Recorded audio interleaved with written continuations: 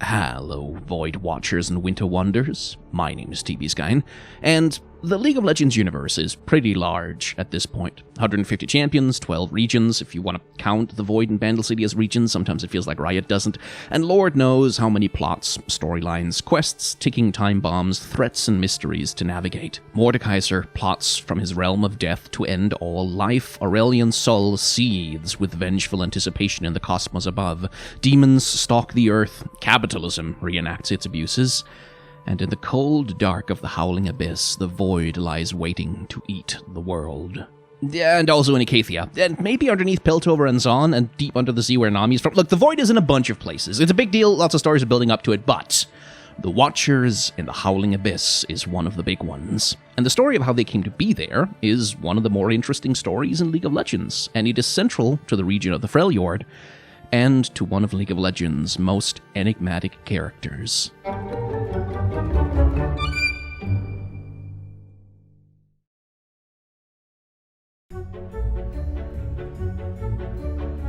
Now, settle in, children. This is going to be one of the longer ones. Lissandra has a lot of story.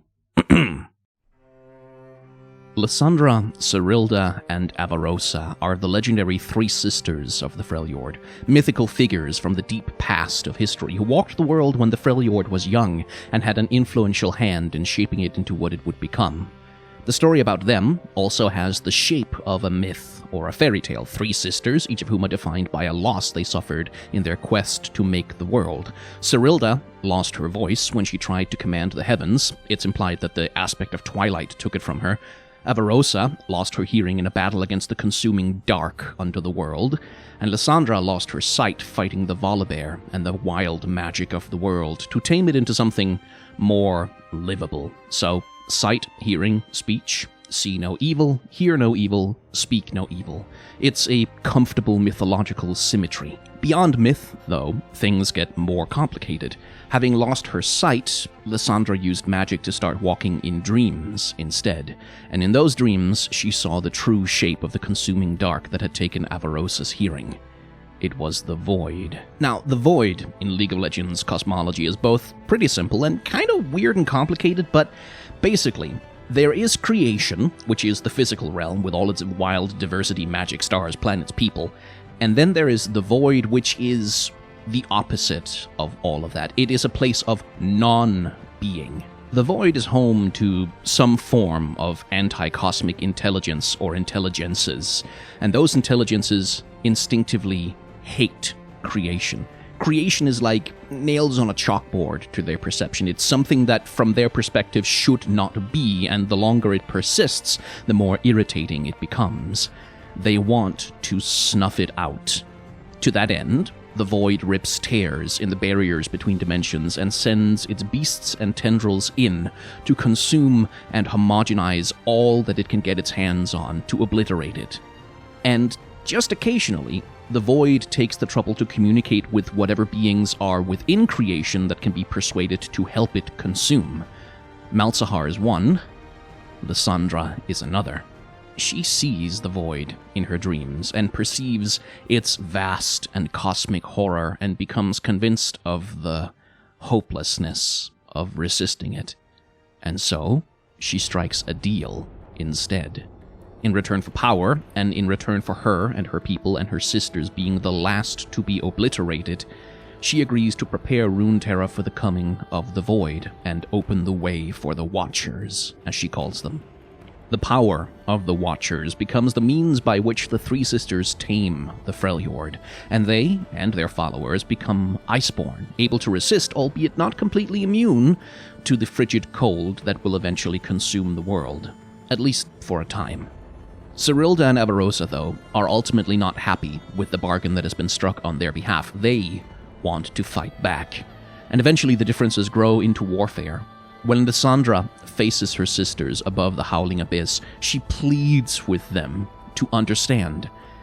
And then the Watchers emerge, screaming into creation and straining to undo the very laws of physics, twisting their insane shapes in wild agony as they chafe against reality, contorting into unholy parodies of life and consuming everything in their path.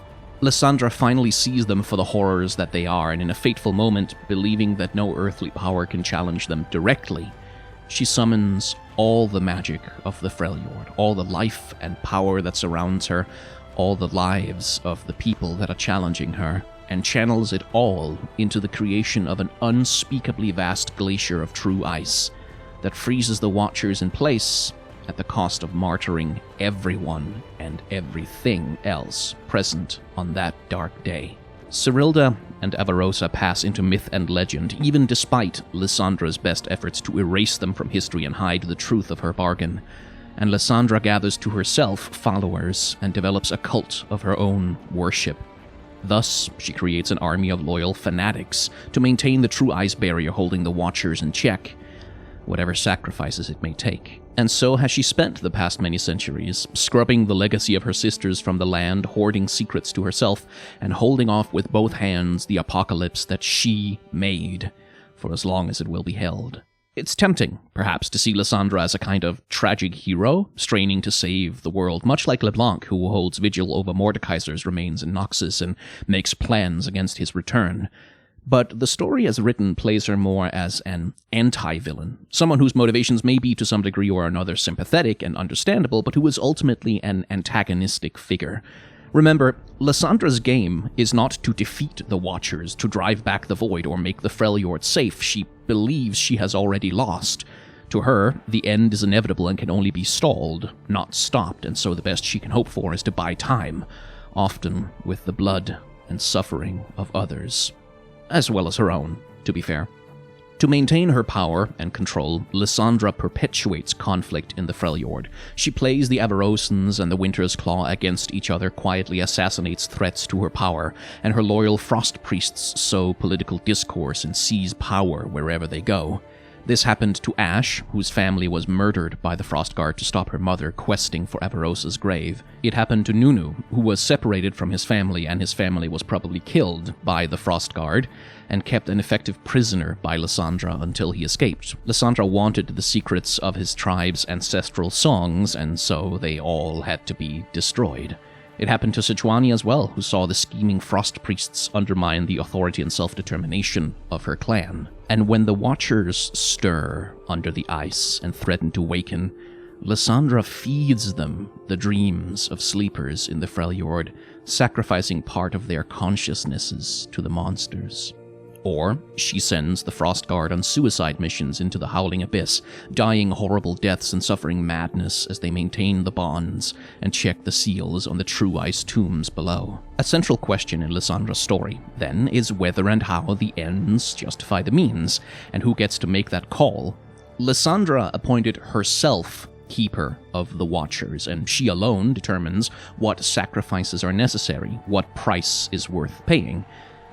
But she's also the fool who let them in the first place. She enabled this apocalypse, and now she justifies to herself every other abuse she inflicts on the people of the Freljord by pointing to the disaster that she caused and saying, "Only I can prevent this." And no, I won't tell anyone else about the problem, and I won't share power, and I won't ask for help, and I won't seek solutions. If you question me, I will kill you, and also all hope is already lost, we're all gonna die, and nothing can stop the end that is coming.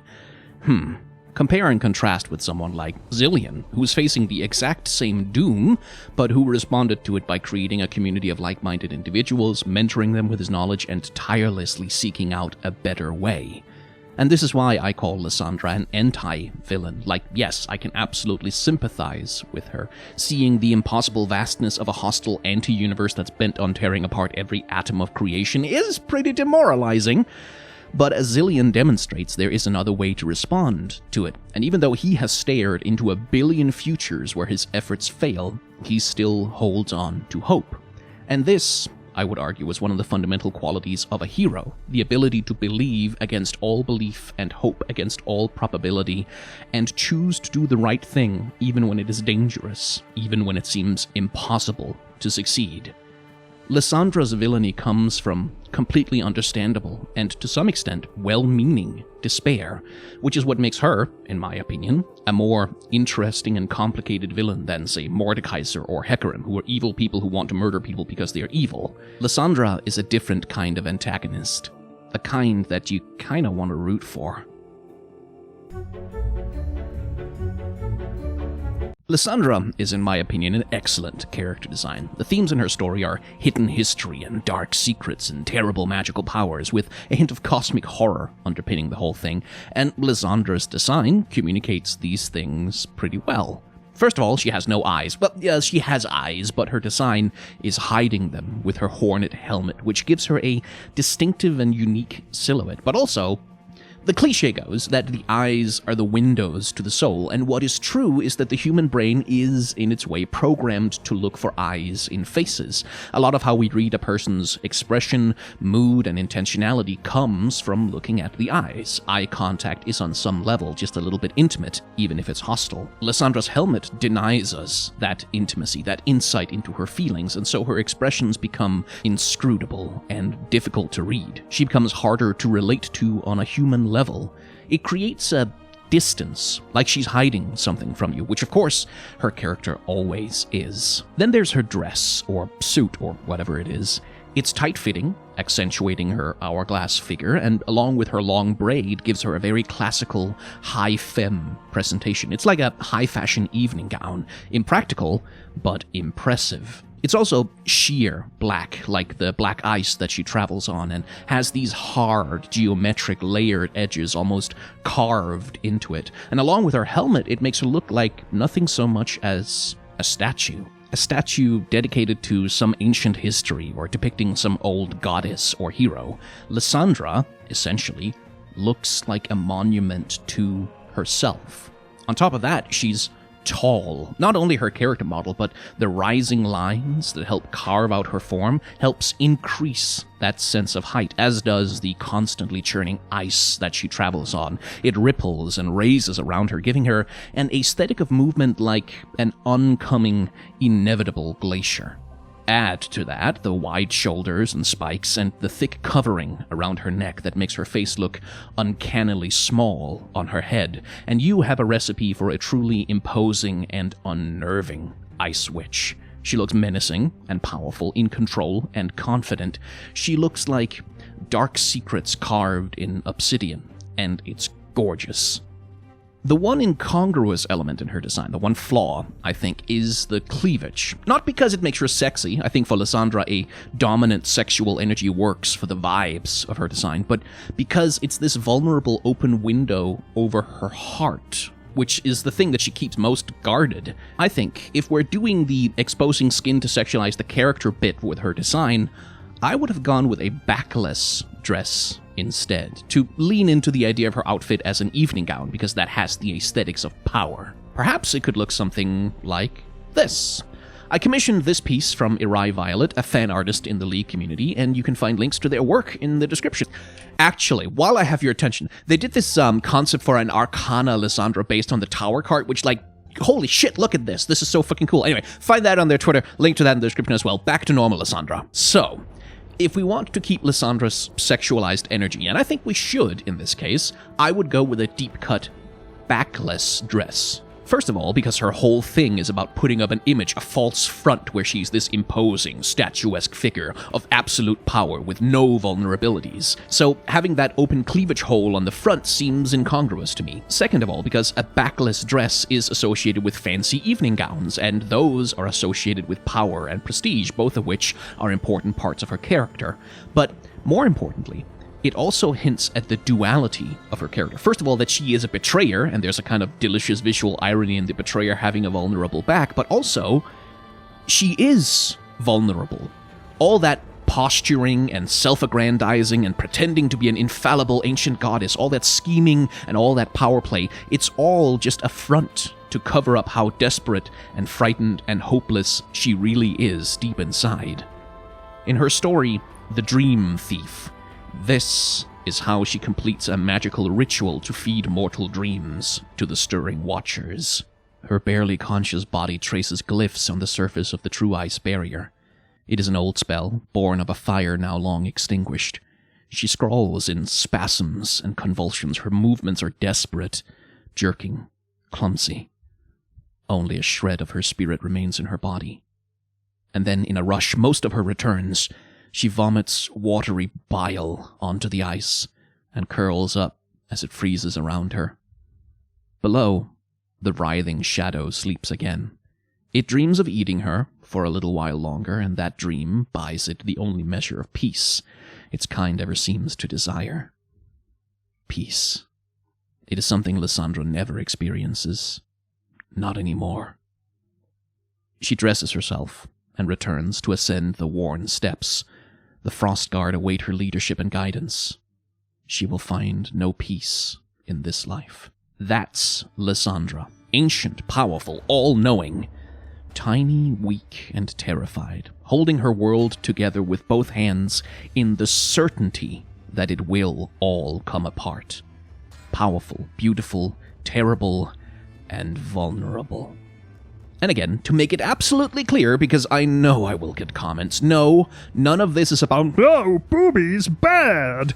What I'm saying is that sexualizing her character design with cleavage doesn't really do anything for the character. Like, it looks nice, but it doesn't do any storytelling. Sexualizing her with a deep evening gown style open back, on the other hand, now you're playing into some of the themes of her character. That tension where a strong front hides a vulnerable back. The fact that she is two-faced, that there's two sides to her. Or at least, that's what I have argued here. You're obviously free to disagree, I just please try to disagree with the thing that I'm actually saying. Anyway, in summary, Lissandra has an excellent character design. She's, in my opinion, one of the most compelling villains in the game, and my main criticism is that her design is sexualized in a boring way that could be replaced with a much more interesting one. Subscribe to my shorts channel if you want to watch me talk real fast about League of Legends champions on a daily basis. Now, there isn't that much to say about Lissandra's animation, and I know that that's the kind of thing I usually say right before I spend like 45 minutes talking about a character's animation, but with Lissandra, it's genuinely true. She is from 2013, which is like a good long while ago now, and Riot weren't putting quite as much technical wizardry and stuff into the animation of characters back then, so that limits her animation scope a little bit. And also, she's just not a character who emotes that much. Like, as part of her personality, she's this sort of restrained, sort of all-knowing ice witch statue come to life kind of person, and so it makes sense for her to not have a bunch of really extravagant emotes and animations that might be interesting to talk about. So what we're looking at right now, as usual, is her idle pose, and as you can see, she has a bit of a breathing animation on her. It's really excessive. If you're breathing like that, you're probably having an asthma attack. But, as ever, it is not meant to be viewed from this angle, or indeed from this distance. It is meant to be viewed like this, and viewed from this distance, and with that angle on it, all of a sudden it becomes, like, it's still very exaggerated breathing animation, but from this distance it reads better. And if she had a really subtle, naturalistic breathing animation, you just wouldn't be able to see it from this distance. She would just look like she was standing still. The second pile of ice underneath there, that's just a quirk of the animation viewer. Don't worry about it too much. But yeah, there's little to say about her idle animation, but what we can focus on is her character pose, and I'll just stop her moving here for a second. So take a look at the way Lissandra postures, right? So we have like this highly arched back, like really just strong arch, chest forward, shoulders back, sort of to give her that wide profile and kind of match the helmet, and then just completely upright. Like, there's no slouching with Lissandra whatsoever. She is completely upright, keeping herself as tall as possible. And when she rests her arms, like, it's not a very restful position. It feels a lot more like a sort of almost a formal position. It feels kind of a little bit tense, right? Which again is part of her character, is that she's always holding this sort of intimidating posture in front of anyone and everything that appears before her. She has this intimidating, unflappable, I am the perfect ice witch, I'm an ancient goddess, I know everything, and you are just a bug before me kind of attitude. And that does come through in her posing. The thing that's missing about her run animation is this. There's a little glitch in the way that the model viewer works, where it won't display Lissandra's run animation simultaneously with displaying the animation that's happening on her ice, because as Lissandra moves, she has this effect happening around her, with a couple of clusters of ice spears, basically, jutting up out of the ground, moving in front of her, like coming up, and then moving around her as though they're kind of being parted, like she's piloting an icebreaker through them. And the thing I really want to note about this is just the clever little bit of animation tech that's going on here, because what's happening, as you can see, is that the ice shards come up, they cycle around behind her, then they go down, and then they come up again on the other side, and they have this little cycle that happens under the ground that you never see. But that's just a lovely, clever, kind of satisfying little way to make that effect happen. And again, the effect of that is that as Lissandra runs, as she moves across the field, it looks like she is literally an oncoming glacier. She looks like she's this, like, statue at the head of this field of ice that's moving towards you. And it gives her that sense of inevitability. And again, in Lissandra's run animations, we have that implausibly curved back because she keeps her posture so incredibly straight pretty much all the time, no matter what she's doing. Even like in her very fastest run, which would be the one that's used for like home guard stuff and things like that. Again, that extreme curve, that very forward chest, the head held high, the shoulders back, all of it in service of making her look bigger and more imposing than perhaps she really is. Now, let's take a look at an animation where she actually does emote some. This is her laughing animation where, like, finally we get to see a little bit of personality on display. And one thing I want you to notice is that what she's doing really doesn't extend to her hips. Like, her hips are just kind of set in ice, as it were, and she doesn't really twist around them very much. The only thing that's really doing most of the work is her upper body, her arms, and her head. So, looking at this laugh animation, what kind of laughter would you say that that is, just looking at the body language of the person? Like, what kind of laugh is this? Is it, ha, it's a very good joke, or is it a tee-hee, that was a funny thing, or I'm giggling about something joke? No. This is a condescending laugh, and that's pretty evident, like, just in the whole body posture that she takes. Like, with, again, it comes down to her posture, like, where she always has this very superior posture, like, shoulders back, chest held high, that kind of posture, and then you add to that little, like, putting her fingers up to her lips and going like, ha, ha, ha, ha. It's very much sort of a classic anime villainess laugh, like, oh! It's that kind of thing. Let's finish off with some attack animations. Here we have Lissandra's claw spell, and the thing I want you to notice about this move again is, first of all, again, kind of an understated move. She doesn't do that much with her body. Like, the only part of her that's really doing an extravagant motion is that extended arm, and then, like, the secondary backlash on her braid. But besides that, she just kind of holds a pose and then charges forward with an arm. But one thing I want you to notice is that once again, her hips are doing very little. Like, she bends forward, she twists her upper body, but the hips themselves stay rooted in place in, like, in the column of ice that she's attached to. And this is something that's true for her basic attack animation as well. You can see she has, like, this thing where she thrusts out one arm in order to throw a basic attack. Again, no anything from the hip, no twist manages to make its way down into her hip. The biggest motion that she has, obviously, is for her ultimate, where she does this thing. And here is where finally, like, we get a full body motion from Lissandra. Her hips still don't rotate. Notice that the hips stay rooted in place. They can only face forward on her. But here, finally, we get to see her, like, activate her entire body in order to do a spell animation where you can see she drops her center of gravity. And we also get a little bit of model breaking, just a little bit, where you can see here that her elbows are bending in a way that might not be considered, like, entirely natural, in order to accentuate, like, the full rush of the motion as she casts her frozen tomb on some luckless enemy.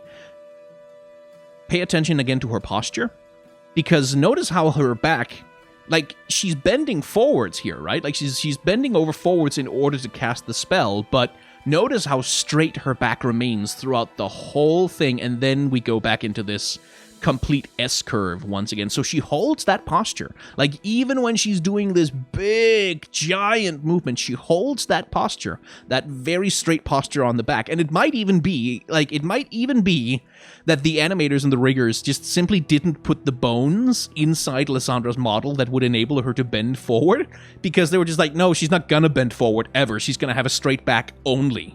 That's the only thing she's ever gonna have, because her posture is perfect and it's never gonna break for any reason whatsoever.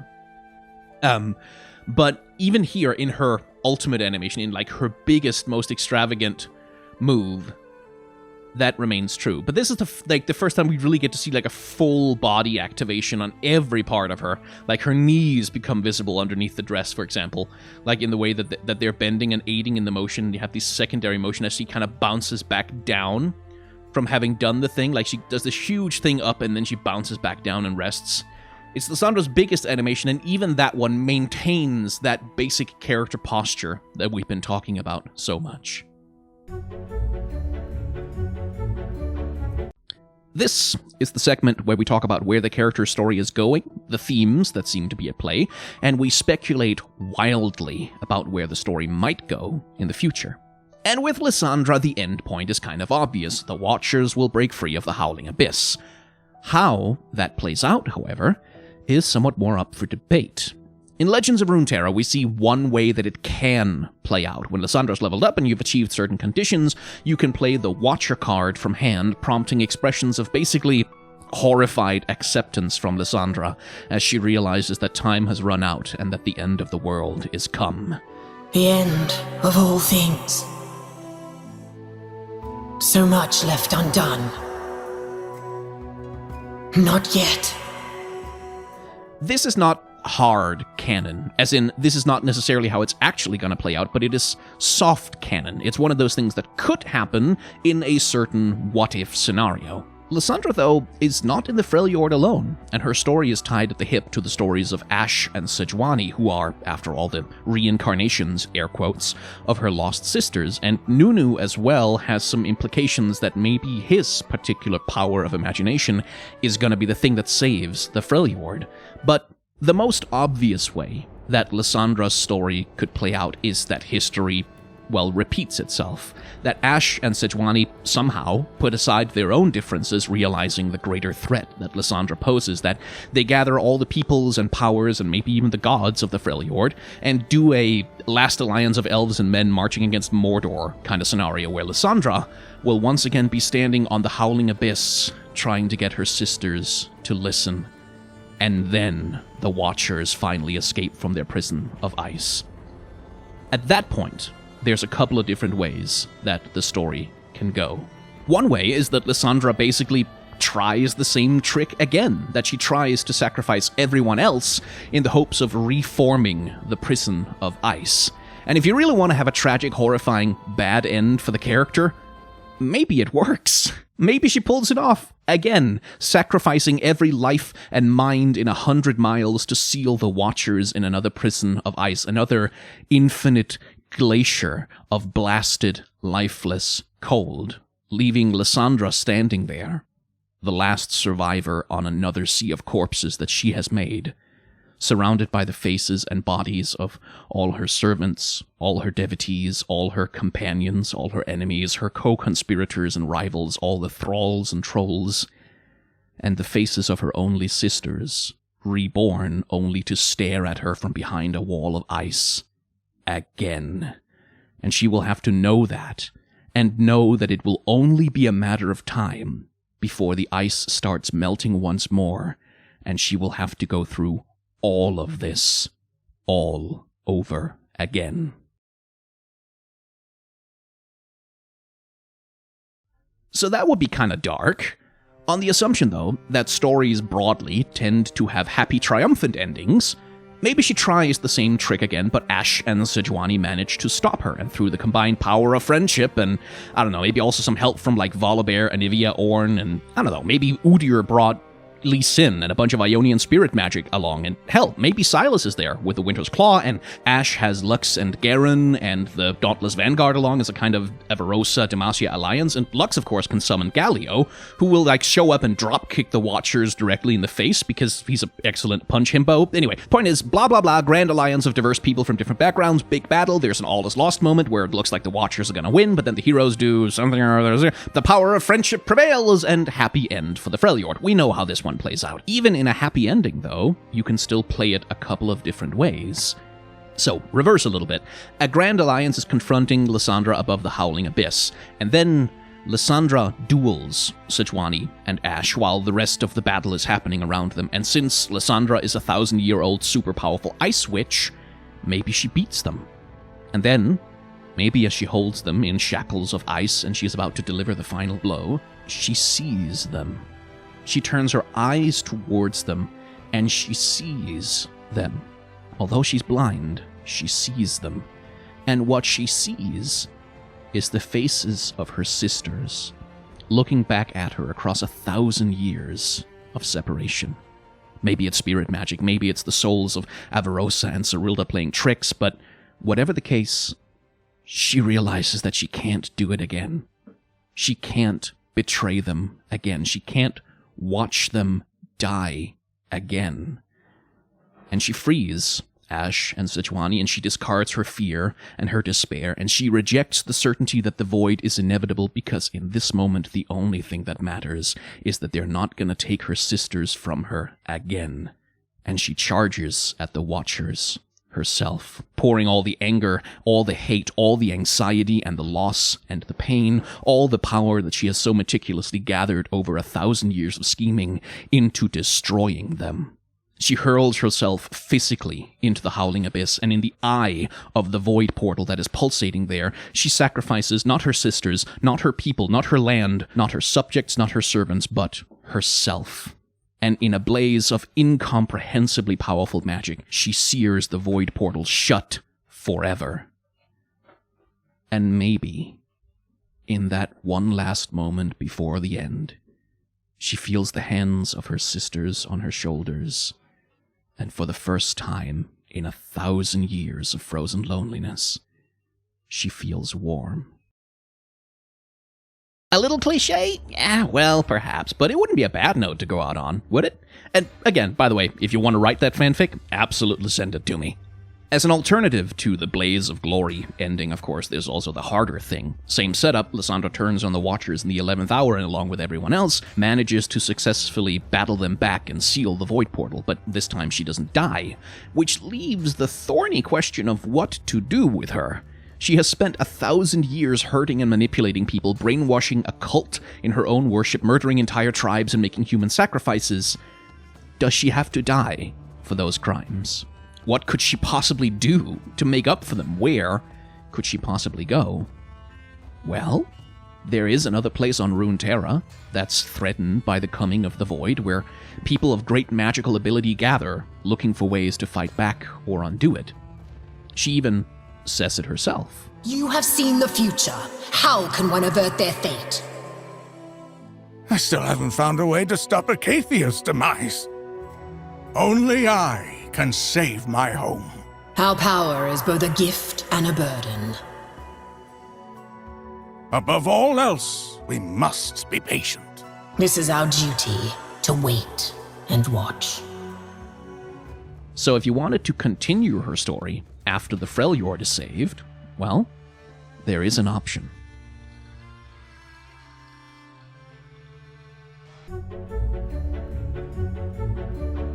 Lissandra has become one of my favorite League of Legends champions overall. She started out pretty much just as an evil witch who was evil because evil, but over the past few years, Riot has done a lot of work to expand her lore and the lore around her, which has made her, honestly, one of the game's most compelling villains. There's a lot of emotional complexity to the situation that she's navigating. There's a lot of weighty reasons why she's become the person she has become, which are interesting to explore as part of her story. She's also one of the few characters in the game who has a psychological insight, insofar as that's possible, anyway, into the creatures of the Void. She has walked in whatever passes for their dreams, which is a very different relationship to the Void than that of, say, Jax or even Zillion.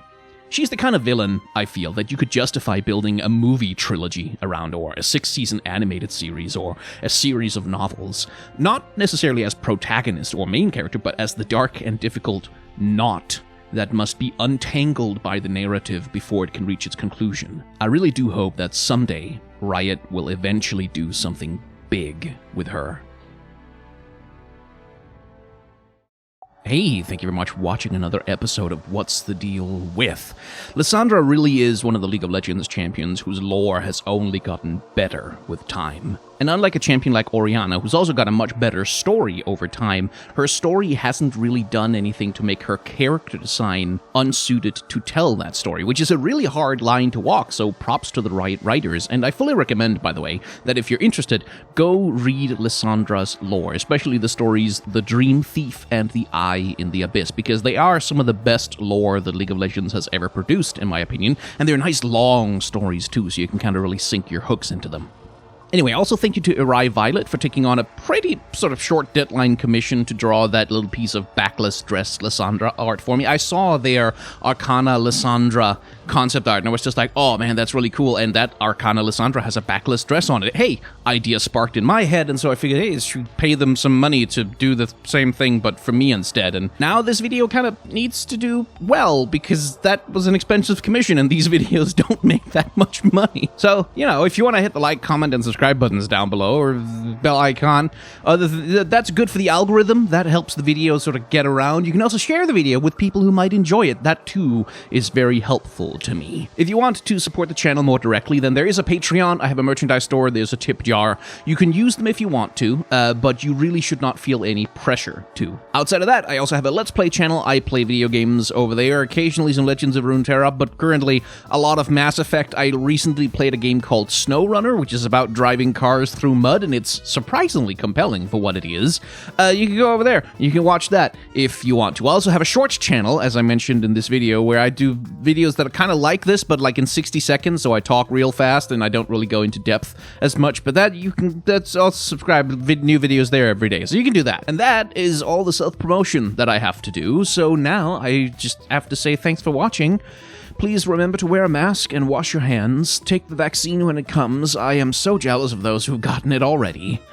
And try to act in solidarity with those who are working to make the world a better place.